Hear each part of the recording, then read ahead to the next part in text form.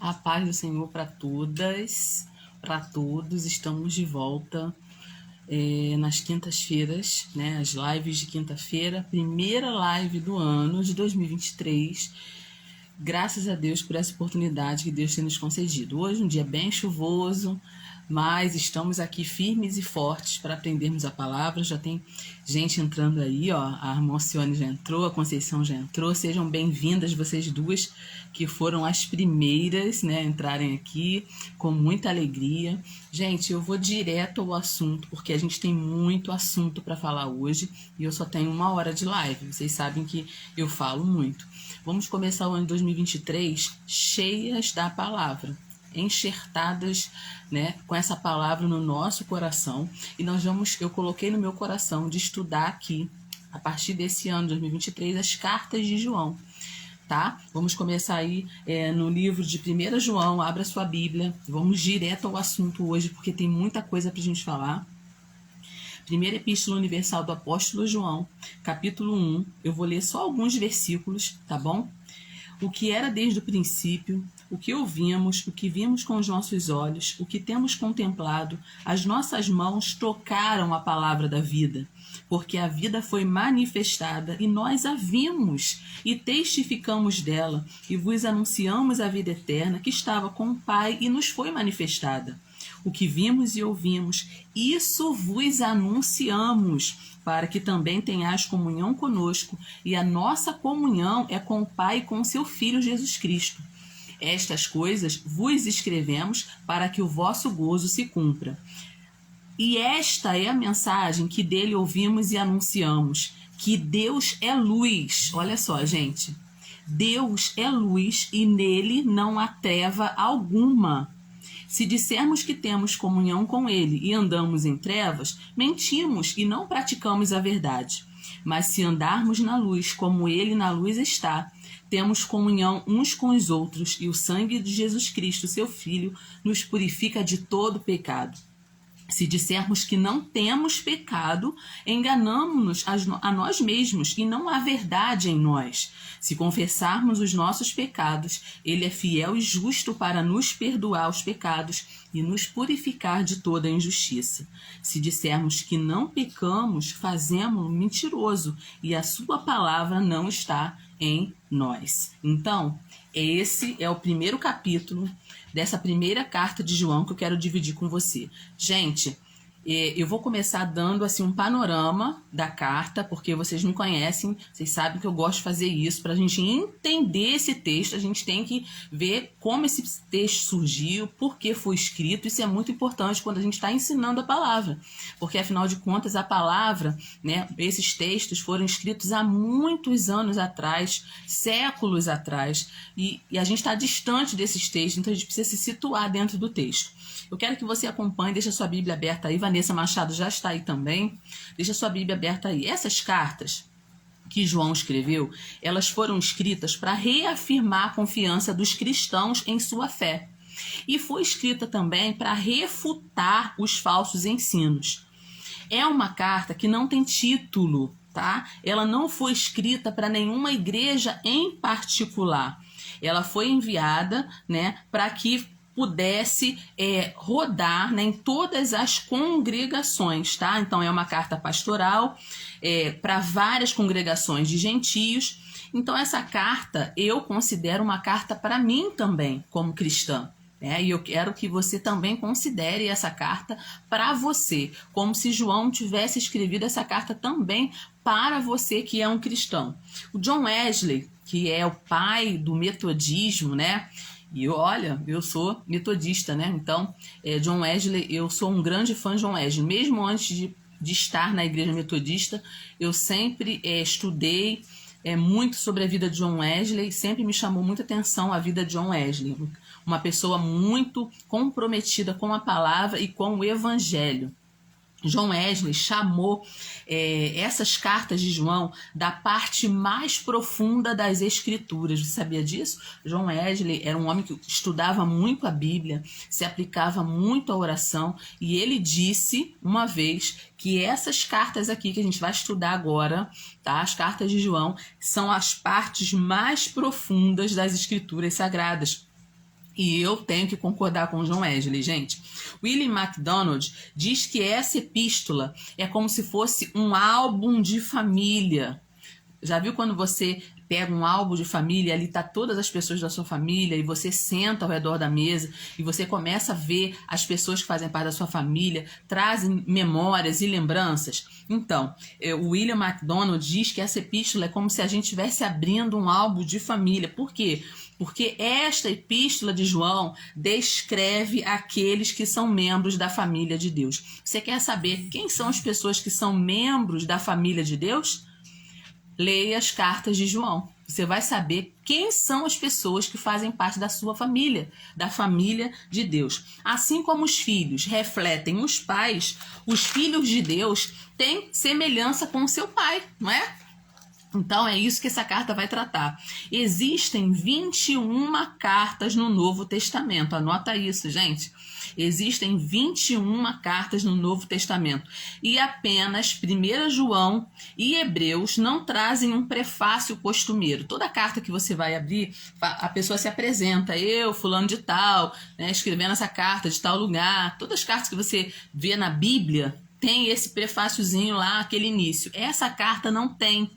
Porque João vai direto ao assunto. Ele estava tão preocupado com o que estava acontecendo naquele tempo e nas igrejas que João nem se apresenta, ele não diz quem é, até porque as pessoas já conheciam João. É dispensável a apresentação, porque vocês me conhecem. João, quando escreveu essa carta, ele já tinha uma idade muito avançada, ele era bem velhinho.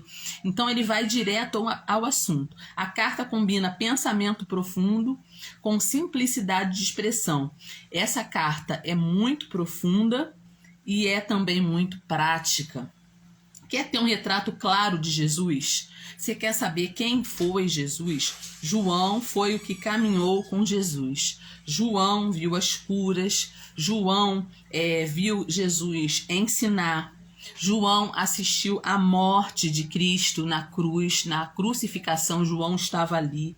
João encontrou Jesus ressuscitado e João viu a sua ascensão ao céu. Então, João tem muito para nos ensinar. João conhecia Deus. João viu Deus trabalhar aqui na terra quando ele se encarnou em Jesus, né? Quando o Verbo se fez carne e habitou entre nós, João estava lá e assistiu tudo. Imagine, gente, a reação de João quando se levanta falsos mestres dentro da igreja, dizendo que Jesus não veio em carne, que Jesus que Deus não se encarnou, que Jesus não veio em carne. Imagine a indignação do apóstolo João quando ele vê falsos mestres entrando dentro da igreja dizendo que Jesus não se fez carne, que Jesus não veio em carne.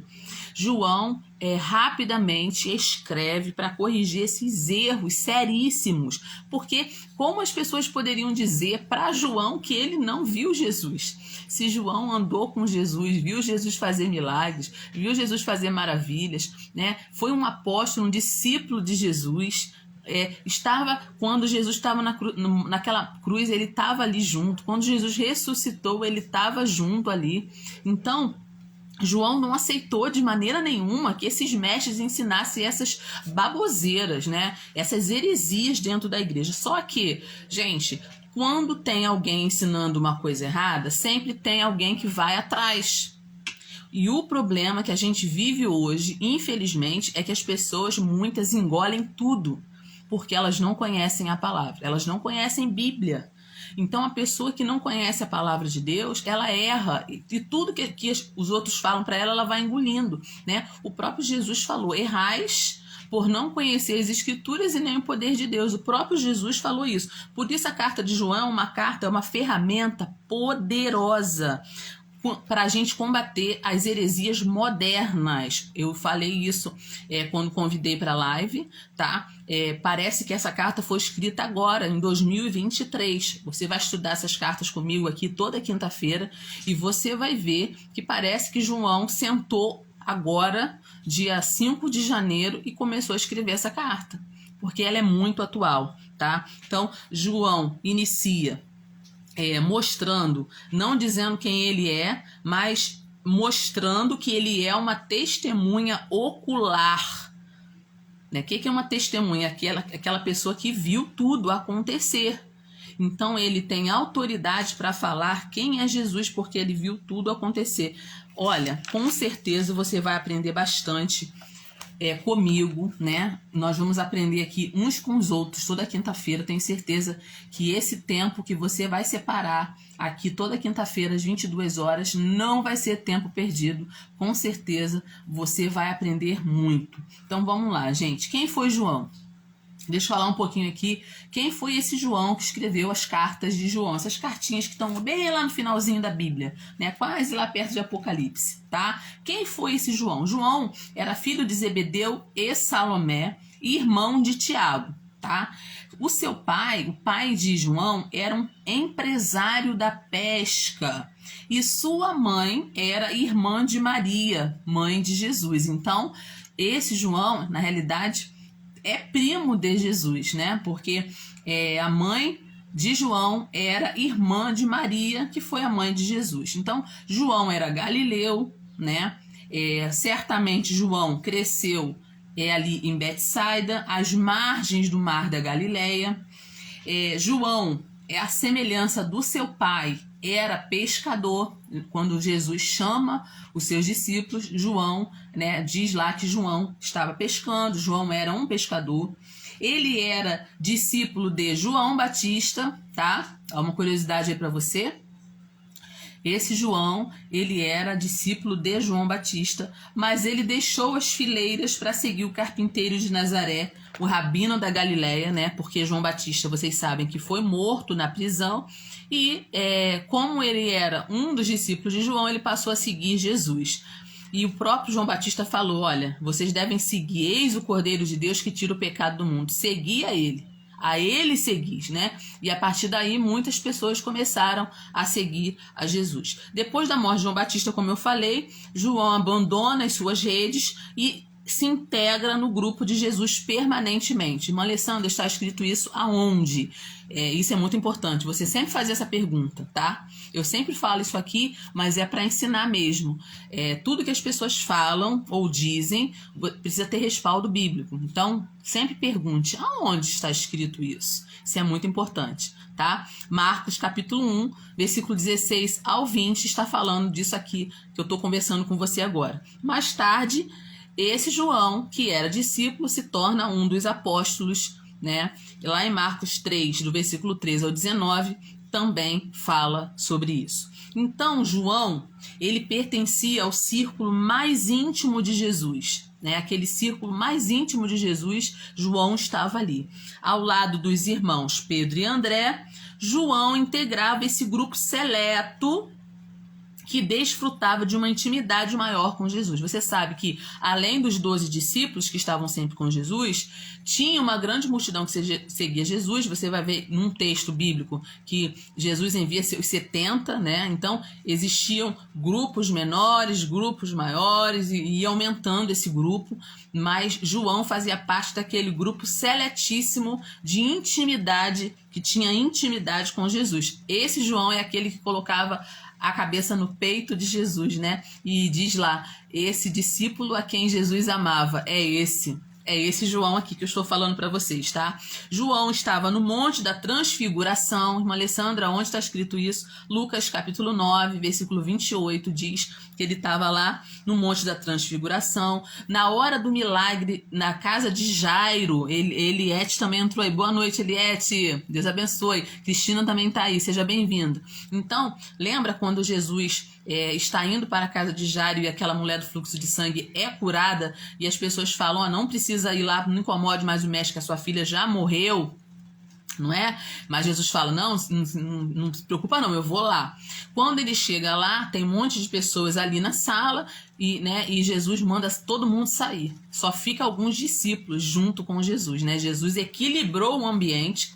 Eu já falei isso aqui também de uma das minhas lives, não é todo mundo que tem que estar na sala com você, não é todo mundo que tem que estar desfrutando da intimidade com você, e Jesus equilibra o ambiente, manda sair algumas pessoas, mas João fica. João faz parte daquele grupo seleto que estava ali sempre presenciando de perto os milagres de Jesus. Então ele estava no Monte da Transfiguração, ele estava na casa de Jairo quando o milagre foi realizado, lá em Lucas 8:51, anota aí.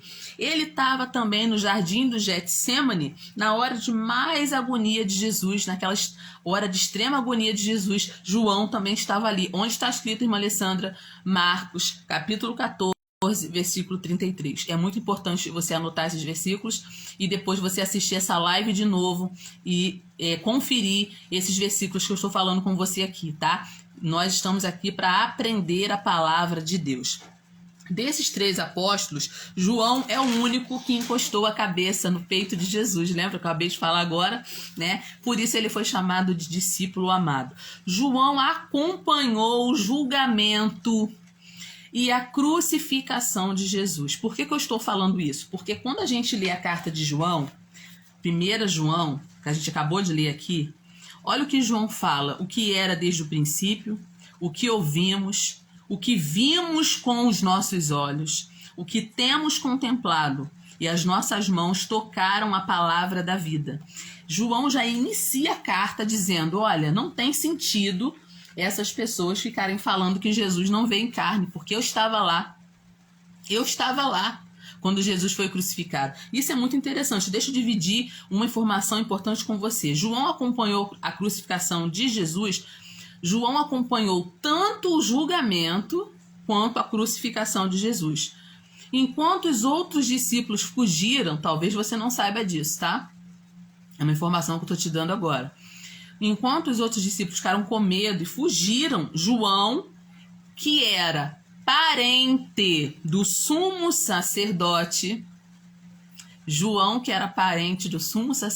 estava presente no julgamento de Jesus. Irmã Alessandra, onde está escrito isso? João, capítulo 18, versículo 15 e versículo 16. João estava tanto no julgamento, estava presente, quanto na crucificação. E você lembra, eu quero que você leia, se você não lembra, eu quero que você leia, que no momento que, antes de Jesus morrer, ele entrega a sua mãe a João.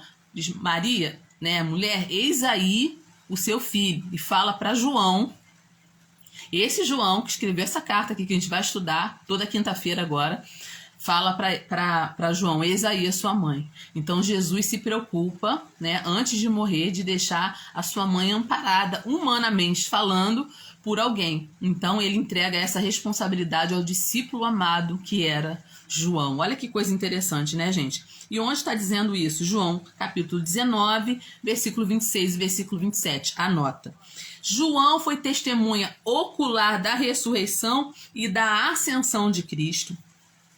João foi um dos primeiros discípulos a ver o túmulo de Jesus vazio. Onde está escrito isso? Livro de João, capítulo 20, do versículo 1 ao 8. Ele foi um dos primeiros discípulos a ver o túmulo vazio. Ele foi um dos primeiros discípulos a testemunhar a ressurreição de Cristo, Cristo ressurreto. Primeiro na casa com as portas fechadas. Olha que coisa, né, interessante, né? Porque Jesus, quando ressuscitou, ressuscita com um corpo glorificado, né? Assim como nós vamos ter também. Então, ele passa pelas portas fechadas e se apresenta aos seus discípulos. Olha que coisa linda, né?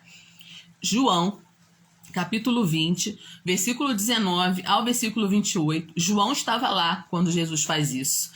A paz do Senhor, Marise, seja bem-vinda. E depois, lá no Mar da Galileia, quando Jesus se apresenta aos seus discípulos também, João estava nesse momento também. Isso está escrito em João 21, do versículo 1 ao versículo 24. Então, preste atenção, em todos os momentos cruciais de Jesus, João estava.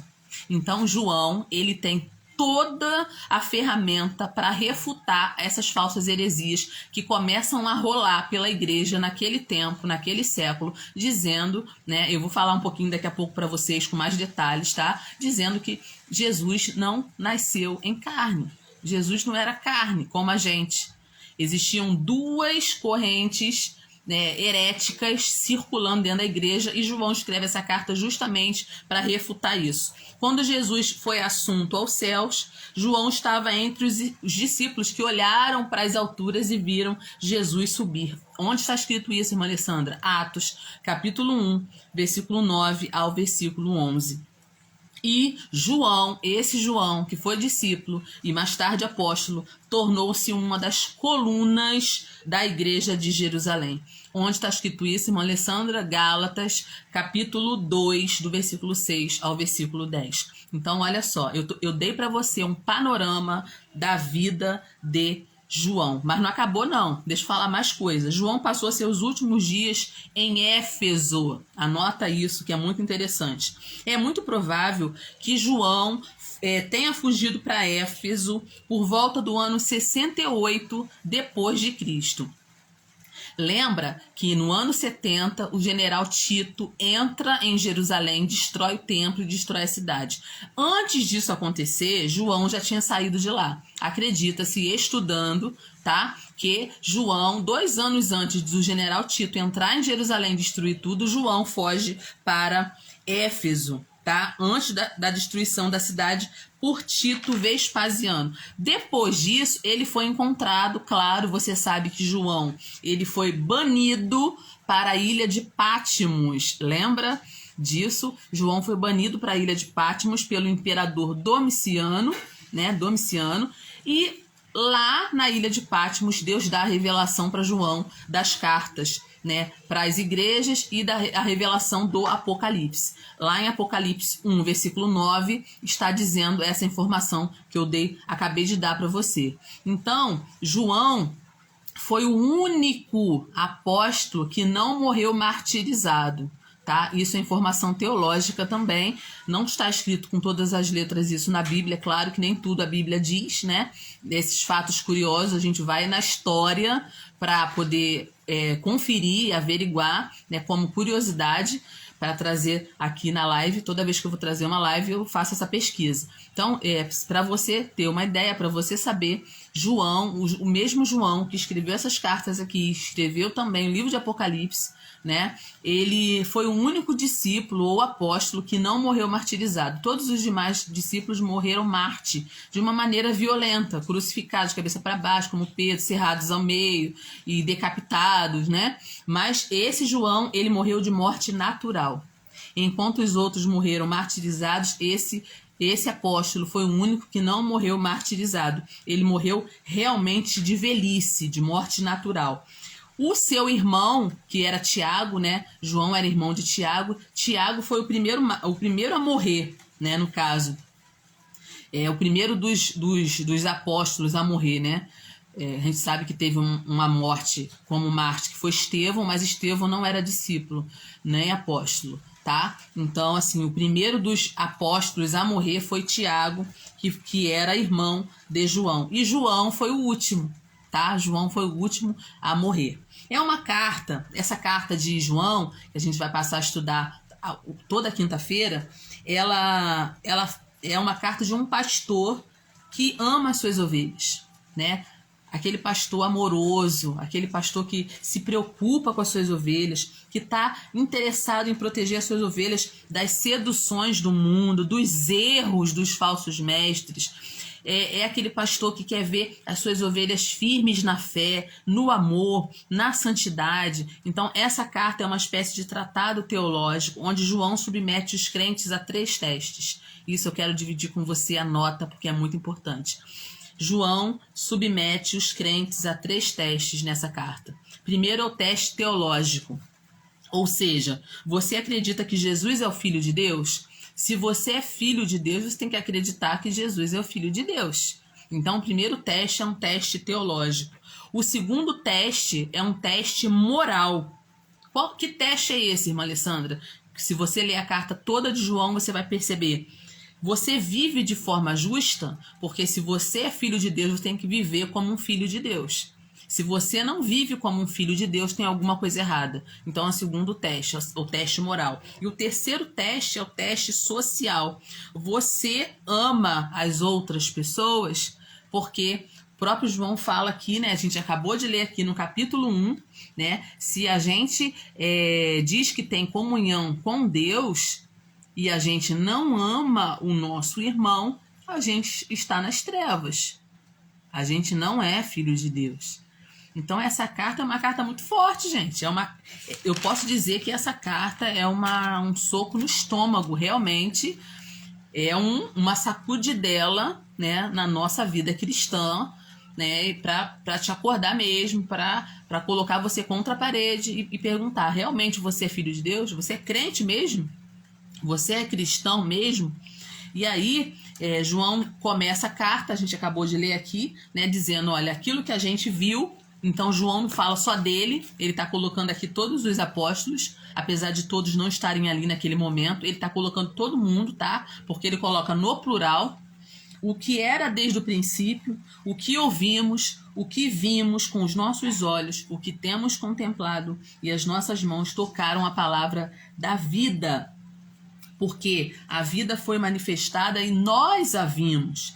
Testificamos dela, anunciamos a vida eterna, que estava com o Pai e nos foi manifestada. O que vimos e ouvimos, isso vos anunciamos. Então, essa mensagem é uma mensagem urgente. Marise colocou aí confrontante, isso aí. É uma mensagem urgente, decisiva para a igreja. Por quê? Porque o apóstolo estava deixando de lado as saudações costumeiras, ele não sauda ninguém, ele não diz a paz do Senhor para ninguém, ele vai direto ao ponto, apresentando Jesus como a manifestação suprema de Deus entre os homens. E como que ele já conhece os seus leitores, né? Ele já conhece as pessoas que ele está escrevendo, ele já tem intimidade, a ponto que ele chama as pessoas que vão ler a carta dele de filhinhos. Você vai ver muito essa palavra aqui em 1 João, 2 João, 3 João, filhinhos, filhinhos. Ele fala muito a palavra filhinhos, ele fala muito a palavra amados, ele fala muito a palavra irmãos. Então João é uma pessoa que tem autoridade e fala como testemunho ocular. Olha, não vem aqui dizer que Jesus não veio em carne. Não fale isso para mim, pelo amor de Deus, porque eu estava lá. Eu vi. Então, ninguém tinha como refutar aquilo que João estava falando. E nós hoje, né? Hoje nós não temos mais João conosco, porque João já morreu, mas nós temos o relato escrito, por isso essa carta é tão importante. Essa carta é uma ferramenta contra as falsas doutrinas. O apóstolo é a testemunha original que viu com os próprios olhos, ouviu com os próprios ouvidos, e o testemunho dele vive até hoje no meio de nós. Essa carta não foi só para os crentes daquele tempo, essa carta também é para nós. No primeiro parágrafo, o tema central é Jesus. Jesus é o verbo da vida, é isso que ele fala. Jesus é o verbo da vida. João abre a sua carta falando sobre Jesus. Quem é Jesus? Como podemos conhecer Jesus? Como podemos conhecer e experimentar Jesus? Como ele deve ser proclamado, qual é a principal razão da sua vinda ao mundo. A mensagem de João é que Deus não está distante, Deus não está longe de nós, Deus não está indiferente a esse mundo, como pensavam na época os gnósticos e os deístas. Por que João está escrevendo isso? Porque duas seitas, eu vou falar sobre elas agora, e essas seitas estão vivas até hoje, tá? É isso que eu vou dizer aqui, por isso que eu estou dizendo que essa carta é uma carta atual. Os gnósticos e os deístas se levantaram dentro da igreja, porque os falsos mestres, eles nascem de dentro da própria igreja, isso que é o perigo, tá? O falso mestre, ele não vem de fora, ele se levanta de dentro. Por isso nós estamos vivendo tempos trabalhosos, temos que conhecer a palavra. Não dá para brincar de ser crente hoje. Nós precisamos conhecer a palavra. Então João fala, para de ir na conversa desses falsos mestres, quando eles dizem que Deus está distante, que Deus não se preocupa com a gente, que Deus é indiferente. Tá errado isso.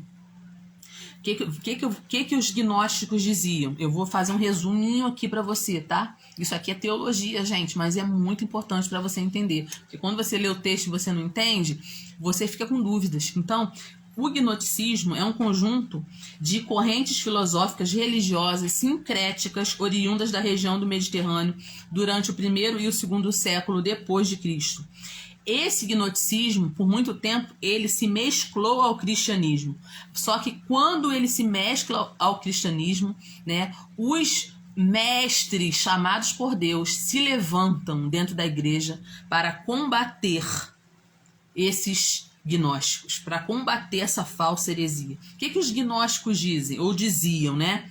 Que o universo material, cosmo, foi criado por uma emanação imperfeita de Deus. Olha só, Deus não tinha pretensão de criar o mundo, foi uma coisa imperfeita que ele fez, uma emanação imperfeita que desprendeu uma centelha divina, né? E essa centelha divina ficou presa ao homem. Então os gnósticos dizem que o que está dentro do homem é bom, mas a carne do homem é ruim. E o que isso implica como heresia? Eles falam assim, vocês podem fazer tudo, errar, pecar, normal, porque isso não tem importância, o que vale é o que está dentro. Gente, como tem pessoas nessa vibe, né, que falam, não tem problema, gente, né, também não é assim, não tem nada a ver. Quantas pessoas ainda estão iludidas nessa prática? Então, o gnosticismo começou lá no século I, II depois de Cristo, mas é uma heresia que permanece até hoje. Quando se levantam grupos que dizem que Deus só quer o coração, Deus só quer o seu coração, né? Você pode errar, pecar, adulterar, beber, fumar, cheirar, você pode ouvir música do mundo, você pode participar de shows, você pode tudo. Quantas pessoas não estão nessa vibe aí, gente? Então o gnosticismo não foi uma heresia do passado, ela continua viva hoje. Por isso essa carta é importante para nós, por isso eu estou falando sobre essa carta. E o deísmo, o que o deísmo dizia? Eles afirmavam que Deus criou o universo com tudo que está nele, mas está deixando o universo seguir o seu curso natural. Os deístas dizem que Deus não se importa com o que acontece aqui. Tá? Os deístas também não acreditam em milagres, eles não acreditam que Deus faça milagres, e eles também não acreditam na inspiração divina de Deus. Então, é uma heresia do passado que ainda está presente hoje. Por isso a carta de João é tão importante, por isso a gente vai aprender muito com essa carta. Eu já estou aprendendo muito, lendo essa carta, estudando essa carta, me debruçando sobre essa carta novamente. O testemunho de João é que Deus está profundamente interessado nesse mundo. Mentira que Deus não está interessado em nada que acontece aqui. Claro que ele está interessado. Aliás, Deus está totalmente interessado e totalmente envolvido. Ele está tão interessado e envolvido que mandou Jesus, o seu filho, para redimir o homem dos seus pecados, porque ele sabia que o homem não poderia se salvar sozinho, tá? Então o testemunho de João é esse, que Deus enviou o seu filho ao mundo, que o nome desse filho é Jesus Cristo e que ele é o verbo da vida, ele é o Messias, ele é o Salvador do mundo. Sem sombra de dúvidas, o propósito dessa carta aqui é anunciar aquele que é desde o princípio, o verbo da vida, a vida eterna, aquele que estava com o Pai e manifestou-se em carne, foi ouvido, visto, tocado. Jesus veio para revelar o Pai e dar vida para aquelas pessoas que estavam mortas. Jesus veio para entrar em comunhão com aquele que estava perdido e morto. Jesus veio para reconciliar o mundo com Deus. Jesus veio para nos dar alegria perfeita para nós que estávamos todos perdidos em nossos pecados. Então, Jesus não é alguém que é só um espírito, não. Jesus veio em carne, como um ser humano. Ele nasceu como um bebê lá em Belém. Ele viveu, ele cresceu, ele cumpriu o seu propósito. Ele morreu naquela cruz para nos salvar dos nossos pecados. Então, Deus está totalmente interessado. Hoje, muitas religiões, né? Muitas religiões afirmam que Deus existe, sim, mas ele está muito longe. Muitas religiões afirmam isso, tá? Muitas mesmo afirmam, não, tudo bem, Deus existe, mas ele está lá longe da gente, ele não está preocupado com o que acontece aqui no planeta Terra, ele não está preocupado com você, mais perto de você estão os espíritos que podem te ajudar, e essa conversa toda aí que é um blá blá blá, que não tem fundamento bíblico. Por isso é importante a gente estudar. Ó, o pessoal está interagindo aqui, ó. Isso é muito bom. Então, gente, a mensagem do apóstolo é tanto formativa quanto preventiva. Isso é muito interessante. Por que é importante você estudar a palavra? Você aprende dentro da sua formação, tá? E esse aprendizado previne futuros erros. Quando um erro vem, deixa eu dar um exemplo assim meu. Eu sou professora de português. E o hábito da leitura, desde criança, me ajudou muito nessa parte. E eu já fui para português porque eu gosto mesmo. Toda vez que você vê um erro, toda vez que eu pego alguma coisa escrita que está errada, meu olho já pisca. Caramba, isso aqui está errado. Na hora daquela... Porque aquilo é como se fosse um incômodo para a minha vista. Eu vejo alguma coisa escrita errada, aquilo já me incomoda. Quando você conhece a Bíblia, acontece exatamente a mesma coisa.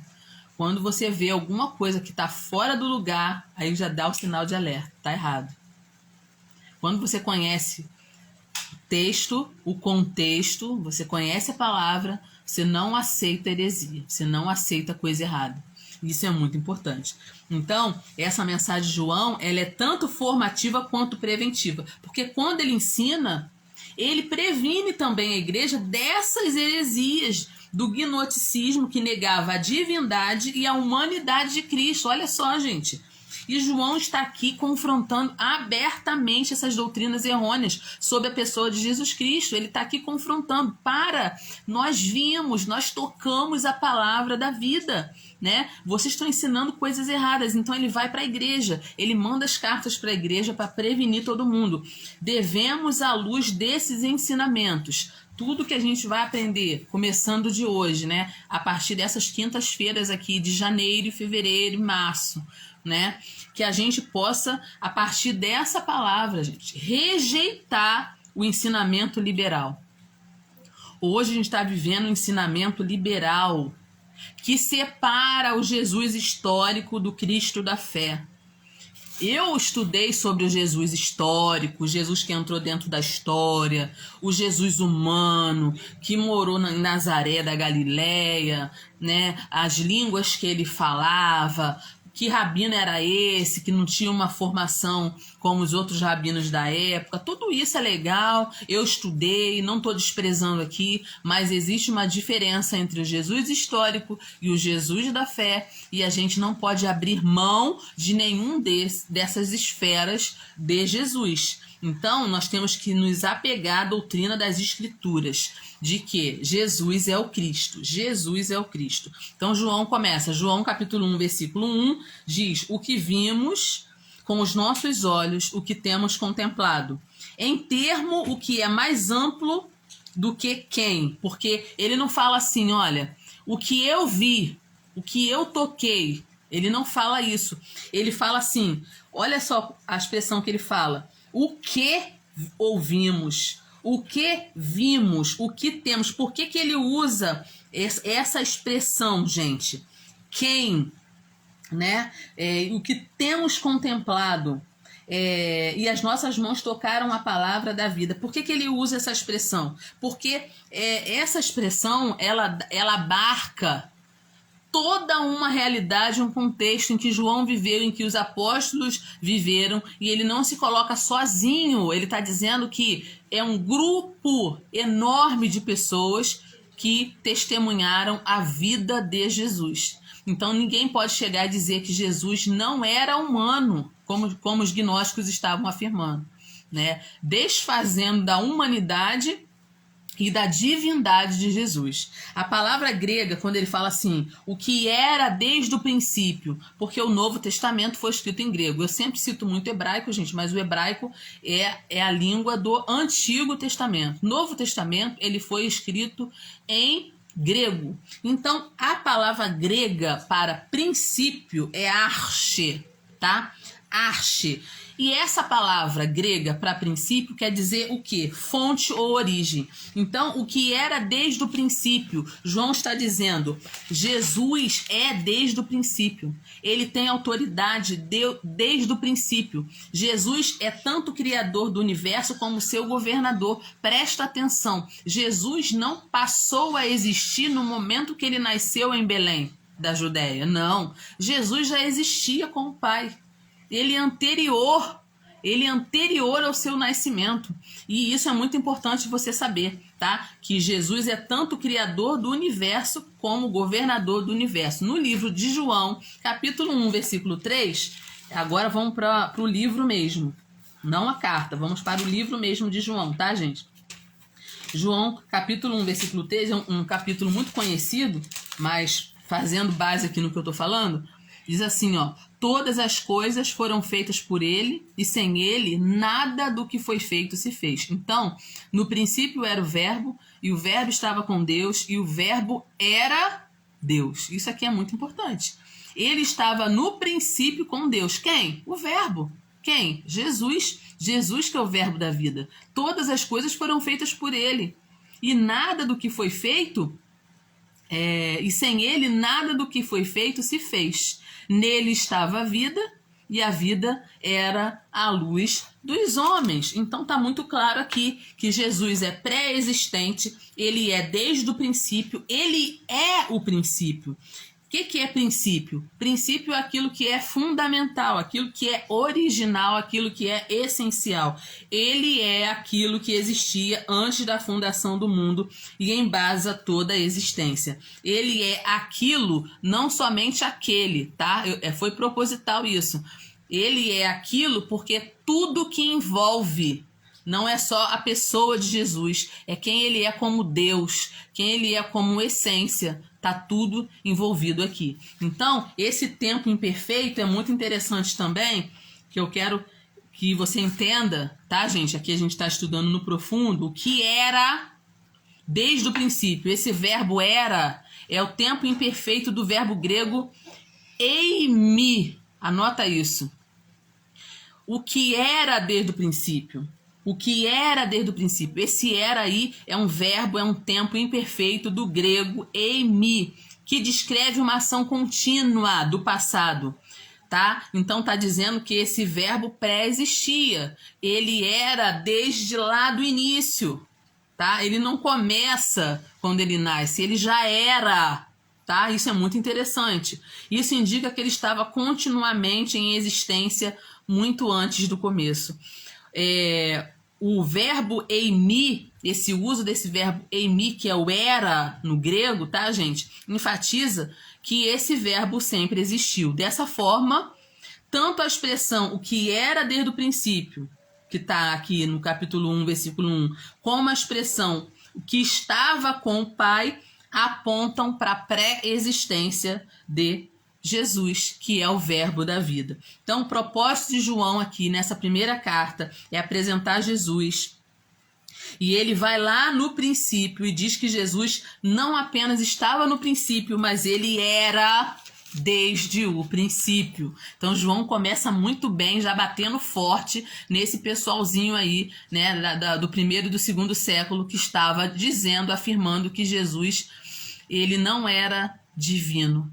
E nem muito menos humano. Então, Jesus era o quê? Então, uma heresia assim, horrível que circulava, e Jesus João bateu pesado nessa heresia, já de cara aqui em 1 João capítulo 1, versículo 1 ao 4. Ele não começou a existir no princípio, ele é antes do princípio. Ele não foi criado, ele é o Criador. Ele não teve origem, ele é a origem de todas as coisas. Ele não passou a existir, ele é pré-existente. O Filho Eterno era antes da sua manifestação histórica lá em Belém. Antes mesmo dele nascer em Belém, ele já existia. Então, ele sempre existiu em comunhão perfeita com o Pai, na harmonia, no amor da Trindade divina. A gente vê isso já em Gênesis, né? Quando Deus fala, façamos o homem à nossa imagem e semelhança. O verbo está no plural, né? Não tinha só Deus ali, era Deus Pai, Deus Filho e Deus Espírito Santo.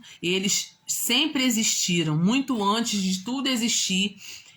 Essa trindade divina ela já existia. E como a autoexistência e a eternidade são atributos exclusivos da divindade, nós concluímos com diáfana clareza que Jesus é divino. Então, essa verdade fica mais clara quando a gente lê lá no prólogo do Evangelho de João. No princípio era o Verbo, e o Verbo estava com Deus, e o Verbo era Deus. Que coisa linda, né? Então, o Verbo pré-encarnado e pré-existente tinha plena comunhão com o Pai muito antes de haver mundo. E Jesus falou isso lá em João 17, 24. Vamos ler aí, abre a sua Bíblia rapidinho. João 17, versículo 24. Olha o que Jesus falou. Pai, aqueles que me deste, quero que onde eu estiver, também eles estejam comigo, para que vejam a minha glória que me deste, porque tu me has amado antes da criação do mundo. Então, só esse versículo aqui já refuta muita heresia. Ele não é uma emanação de Deus, como dizem os gnósticos. Jesus não é uma emanação de Deus. Ele não é um ser criado antes de todas as coisas, como ensinou Ário de Alexandria. E como ensina hoje os TJs, os Testemunhos de Jeová, eles dizem que Jesus é um ser criado, gente, inadmissível, isso não existe. A gente está vendo aqui agora versículos e mais versículos provando a pré-existência de Deus. Então, Jesus não foi um ser criado, ele é Deus antes do mundo ser criado. Ele não é apenas um profeta, como ensina algumas religiões, né? Algumas religiões muçulmanas, eles dizem que Jesus foi apenas um profeta. Não, Jesus não foi apenas um profeta, ele é Deus. Jesus é eternamente coigual, coeterno, consubstancial com o Pai. Ele é o verbo da vida. Toda a vida física e espiritual se originam nele. Ele é o único mediador da vida de Deus para a criação, em qualquer esfera da criação. Ele é o acesso a Deus. Jesus é o acesso a Deus. Você não pode dizer que vai para o céu, que vai para Deus sem passar por Jesus. É impossível. Impossível. Impossível. O próprio Jesus, ele fala o seguinte: eu sou o caminho. Eu sou a verdade. Eu sou a vida.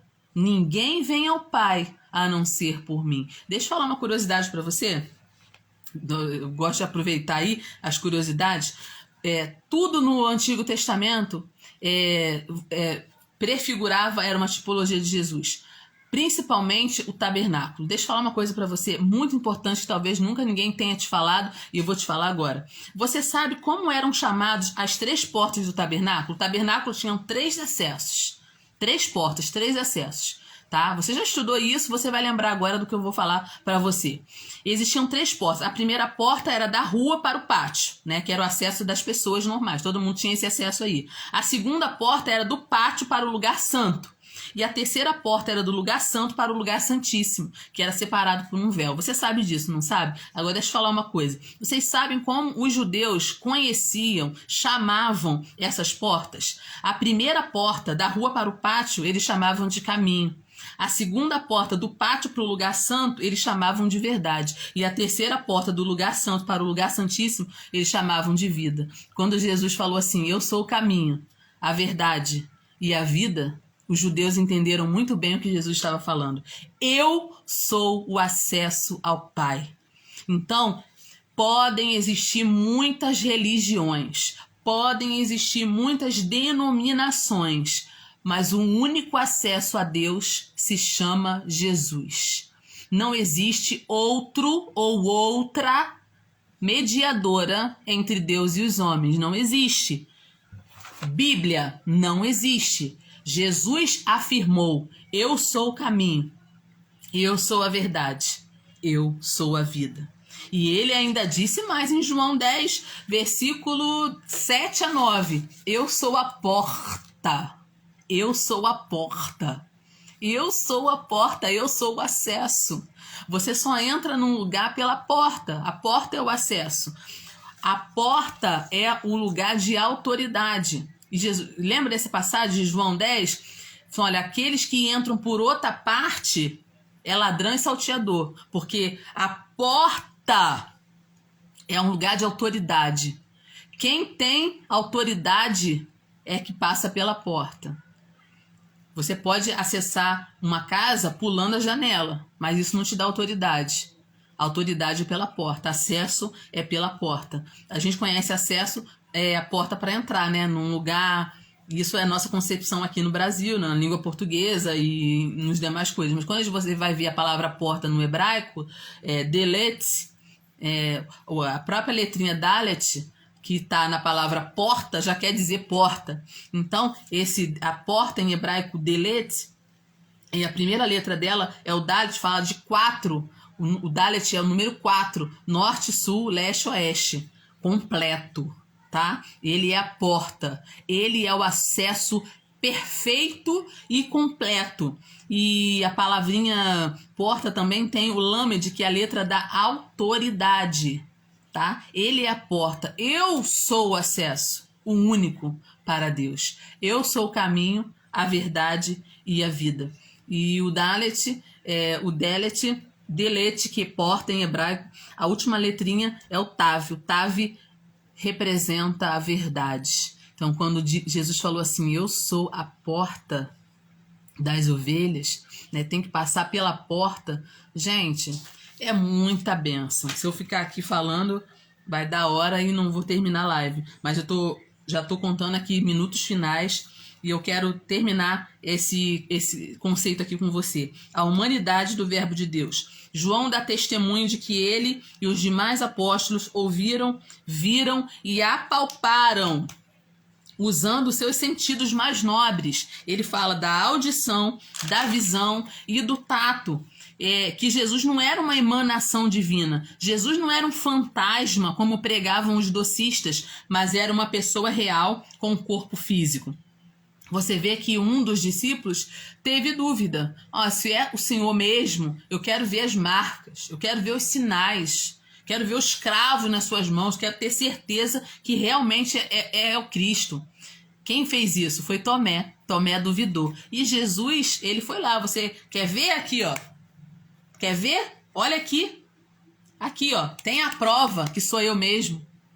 Então, gente, foram uma série de testemunhas que viram Jesus, Cristo, morto e ressuscitado. Se você quiser segurar esse versículo aí, anotar, Lucas 24, versículo 39. Então, João ensina a doutrina apostólica da ressurreição de Jesus. Fala como testemunho ocular, alguém que estava lá, alguém que usou os seus sentidos naturais, né? Ele e aqueles que viram, ouviram, tocaram em Jesus pessoalmente, declararam que o corpo físico ressurreto do Senhor era real, né? E o verbo grego deixa eu ver se eu consigo falar aqui, gente. Eteazemeta,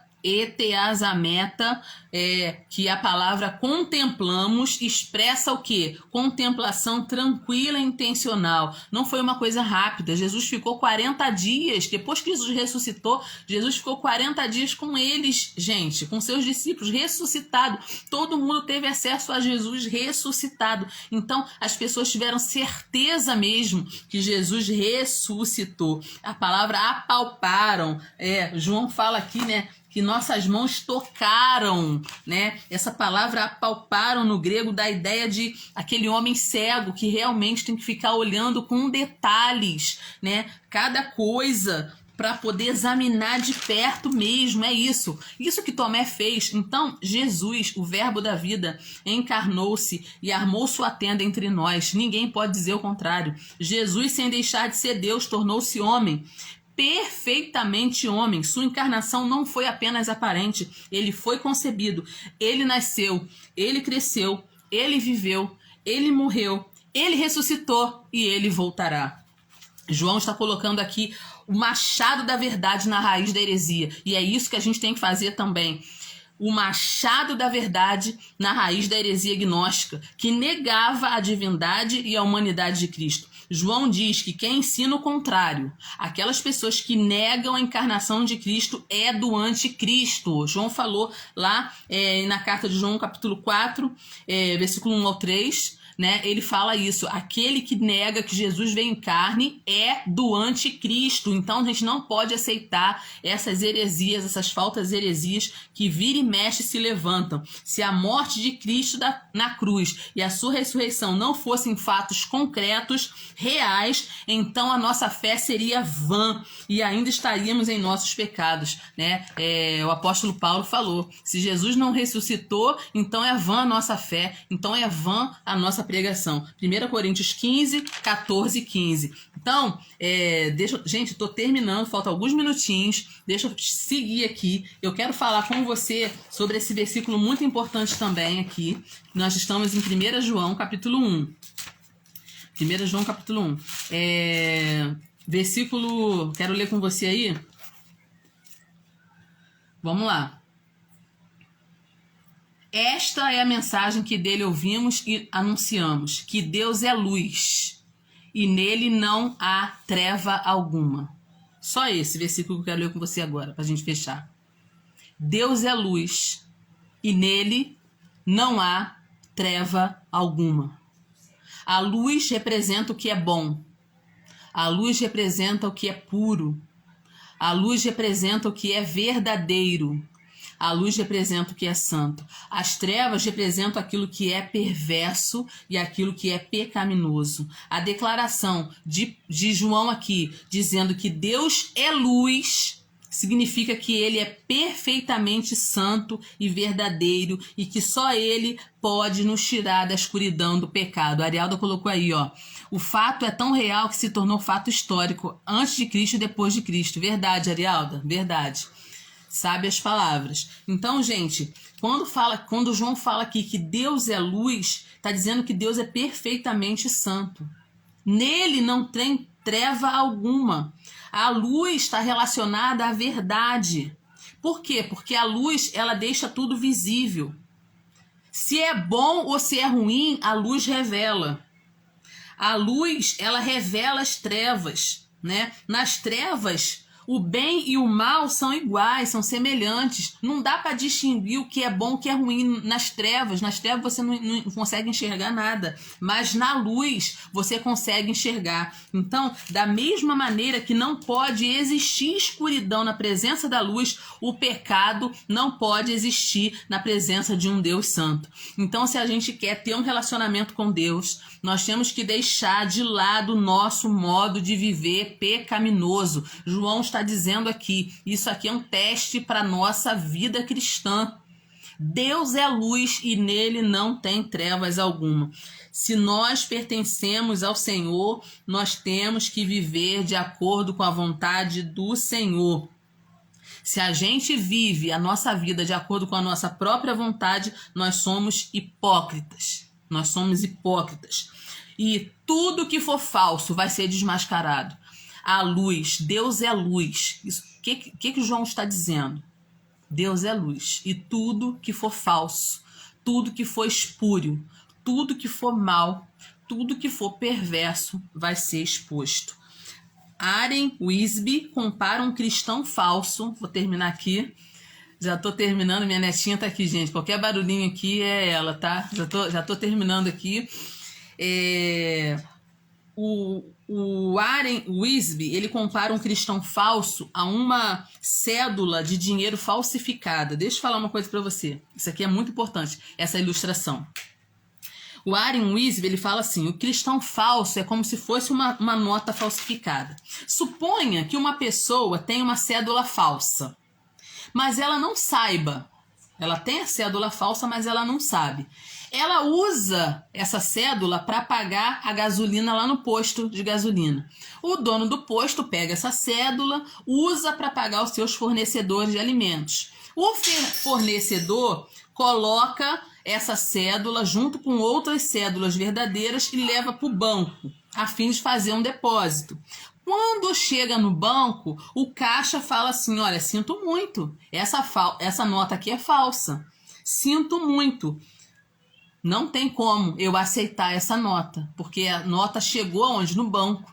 E as pessoas que estão no banco, que trabalham no banco, elas sabem que aquela nota é falsa. E a partir daquele momento, aquela nota será barrada, porque ela é uma nota falsa. A cédula falsa pode ter até ajudado muita gente, enquanto ela circulava, enquanto ela passava de mão em mão.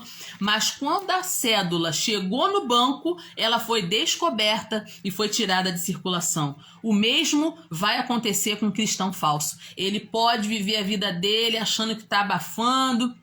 Ele pode ser aquele crente nominal que acha que ir na igreja só domingo já resolve, não tem vida cristã, não tem vida com Deus, faz tudo errado, trapaceia, engana, trai, e ele acha que é crente só pelo fato de ter uma carteirinha e ir para a igreja de domingo. Tá enganado. Tá enganado. Ele pode circular em vários lugares, mas vai chegar uma hora que ele vai esbarrar com o que é verdadeiro de fato, porque João fala que Deus é luz. E nenhuma treva habita na luz. Presta bem atenção nesse versículo. Pode fazer muita coisa boa ao longo da vida, mas no dia do julgamento final será rejeitado. O próprio Jesus falou, naquele grande dia muitos dirão, Senhor, Senhor, nós profetizamos em teu nome, nós curamos em teu nome nós expulsamos demônios, em teu nome fizemos muitas maravilhas. Como é que pode? Aí, o que Deus vai falar? Apartai-vos de mim, porque eu não conheço vocês. Vocês são falsos. E aqui no céu só entra cristão verdadeiro. Onde está escrito isso? Mateus 7, versículo 22 e versículo 23. Então eu quero terminar essa live com esse versículo que a gente acabou de ler aqui. Esta é a mensagem que dele ouvimos e anunciamos, que Deus é luz e nele não há treva alguma. Luz no hebraico é or. Or. Luz é or. A primeira letra da palavra luz é o Aleph. O Aleph representa Deus. O Vav é a letrinha do meio, é a letra de ligação. E o Resh é cabeça. O que é a luz? É quando Deus entra na sua mente. Aí você chegou ao conhecimento da verdade. As trevas têm que se afastar. O que é trevas? Trevas é Rosek em hebraico. Trevas é a ligação da sua vida com as forças do mal no hebraico. Muito sério. Mas a Bíblia fala aqui, na primeira carta de João, que em Deus não há trevas. Se você está na luz, você não pode andar nas trevas. Então, eu espero que esse tempinho juntos aqui você tenha aprendido bastante. E estamos só no começo, é cada dia um pouquinho, né? A Arielda colocou aí, ó, ilumina o entendimento. Cada dia um pouquinho, cada quinta-feira um pouquinho, nós vamos aprender muito aqui nas cartas de João. Eu quero que Deus continue abençoando a sua vida e o seu propósito em aprender a palavra de Deus. Gente, me ajuda a divulgar a palavra. Nós estamos em 2023, começando um ciclo de 7 anos, né? É o primeiro ano de um ciclo de 7 anos. Então é um ano importante para a gente encher o reservatório, aprender a palavra. Toca nesse aviãozinho. Quando você compartilha a live, você está dizendo que ela foi importante e relevante para você, e você está abençoando outras pessoas. Então, abençoa outras pessoas, toca nesse aviãozinho. É fácil, nem dói, gente. Só tocar no aviãozinho e colocar essa live aí, mandar essa live para uma pessoa que você acha que precisa ouvir a palavra de Deus.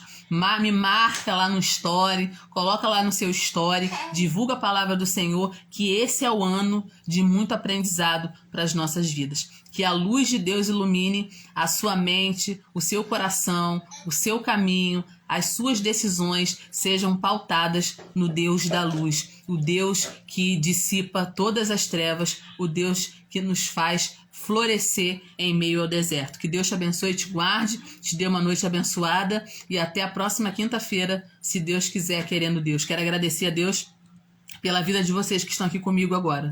Sempre digo que eu nunca tô sozinha aqui. Vanessinha, Marise, Arialda, mas quem tá aqui, gente? Vanessa Machado, Malcione, Mas quem, gente? Natália, Eliette, Elaine, deixa eu ver mais quem, Cristina, irmã Conceição, tem muita gente aqui conosco. Deus abençoe vocês e dê um finalzinho de semana aí super abençoado. E, se Deus quiser, semana que vem vamos estar aqui de volta com o capítulo 2 da carta de João. Deus abençoe a todos.